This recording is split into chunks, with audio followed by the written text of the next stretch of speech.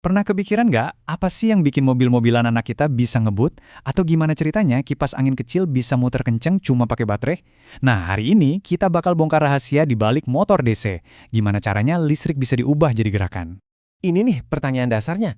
Gimana ceritanya sebuah baterai yang kelihatannya simple banget bisa bikin sesuatu berputar? Ini dia misteri utama yang akan kita pecahkan bareng-bareng. Ya kan, kita semua tahu, colokin baterai, motornya langsung muter.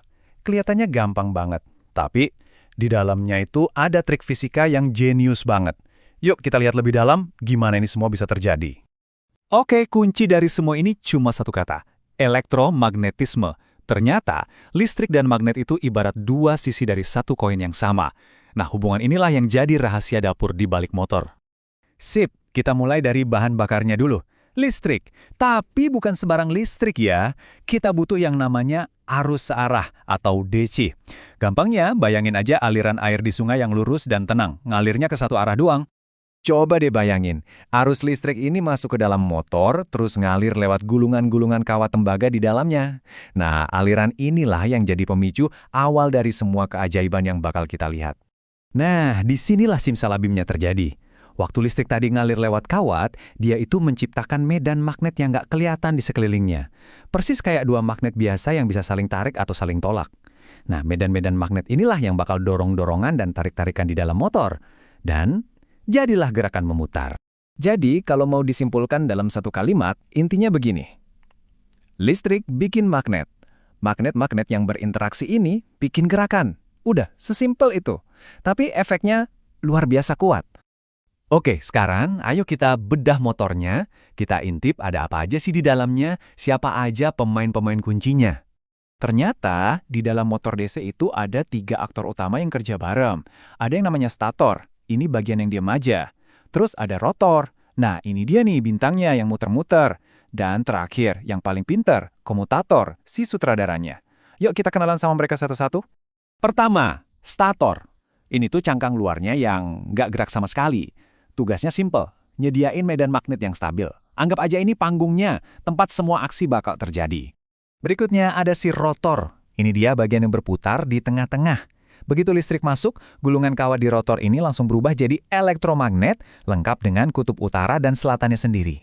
Dan ini dia, komponen paling jenius dari semuanya, komutator. Anggap aja ini saklar otomatis yang super pintar. Jadi gini, pas rotor hampir berhenti karena kutubnya udah sejajar sama stator, klik, si komutator ini langsung ngebalik arah arusnya. Hasilnya apa? Kutub magnet rotor jadi kebalik, dan dia jadi ditolak lagi, ditarik lagi, dan dipaksa muter terus. Inilah rahasia kenapa putarannya nggak pernah berhenti.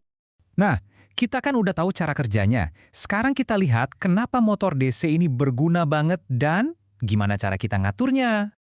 Salah satu keunggulan terbesar motor DC itu ya ini, gampang banget dikontrol. Kita bisa atur kecepatannya, bahkan arah putarannya dengan sangat gampang dan akurat. Caranya? Wah, gampang banget. Mau lebih kenceng? Tinggal naikin aja voltasenya. Mau dibikin pelan? Ya tinggal turunin. Bener-bener langsung kan kontrolnya?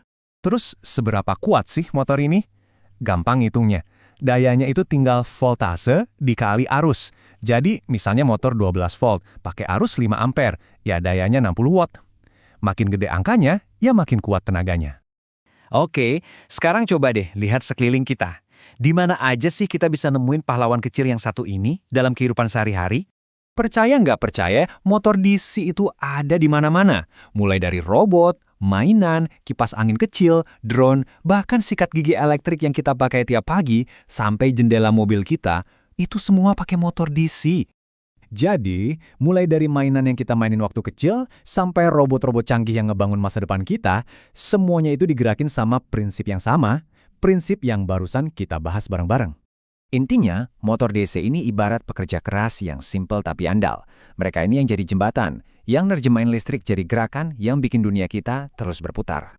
Simple, kuat, dan ada di mana-mana. Jadi pertanyaannya, kira-kira apa lagi ya yang bakal digerakkan sama motor-motor kecil ini di masa depan?